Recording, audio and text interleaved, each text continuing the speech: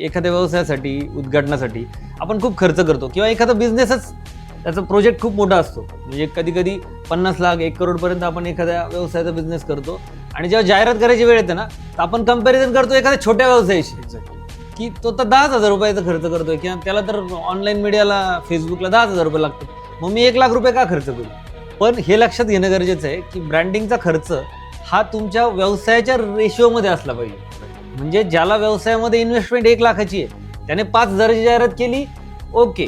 पण तुमचा व्यवसायाचा खर्च जर 1.5 कोटी आहे किंवा 60-70 लाख आहे आणि तुम्ही जर 5,000ची किंवा 6,000ची जाहिरात केली तर ते नाहीच होणार. म्हणजे JCBला रिक्षाचं टायर लावल्यासारखं होईल. म्हणून तुमच्या व्यवसायाचं इन्व्हेस्टमेंट किती आहे, तुमच्या व्यवसायाचा आवाका किती आहे, तुमच्या व्यवसायाचा रीच किती आहे, म्हणजे किती किलोमीटरपासून तुमच्याकडे कस्टमर येऊ शकतो, त्या सगळ्याचा विचार करून ब्रँडिंगचं बजेट ठरवलं पाहिजे.